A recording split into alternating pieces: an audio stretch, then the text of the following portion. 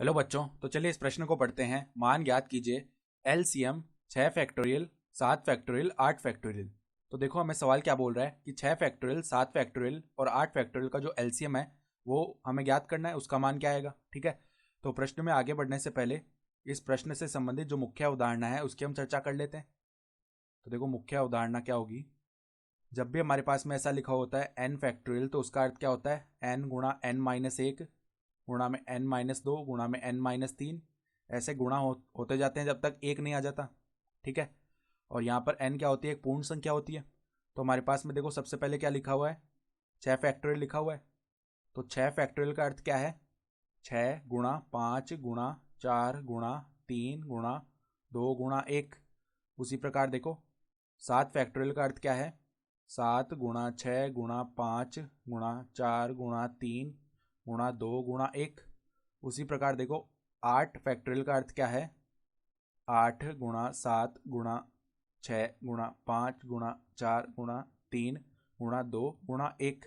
तो अब देखो इनका एलसीएम निकालते हैं हम। तो एलसीएम क्या होता है, लघुत्तम समापवर्त्य।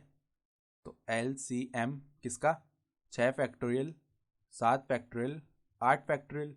तो इनके देखो ये जो गुणा किए हुए पद हैं, इनमें जो लघुत्तम एक बार पद आ रहा है वो भी एलसीएम में ले लेंगे हम। ठीक है, एलसीएम ज्ञात करने के लिए। तो यहाँ पर देखो जो 8 है वो 8 फैक्टोरियल में आता है, तो सबसे पहले 8 से गुणा होगा।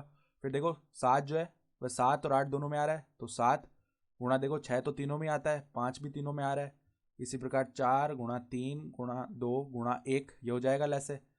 तो देखो 8 को 7 से गुणा किया तो 56, गुणा में आ जाएगा 30, गुणा में देखो ये हो जाएगा 4 3 12, 12 दूनी 24, 24 गुणा 1 24 ही आ जाएगा। ठीक है, यानी कि 56 गुणा में क्या आ जाएगा, यहाँ से देखो 30 को गुणा कर दिया 24 से।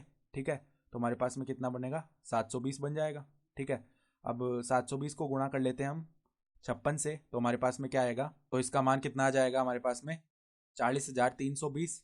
और यही हमारा उत्तर भी हो जाएगा। तो जो लैसा है यानी कि एलसीएम कितना आ जाएगा जो हमें ज्ञात करना था, 40,320। तो आशा करता हूँ कि आपको ये प्रश्न समझ में आया होगा। धन्यवाद।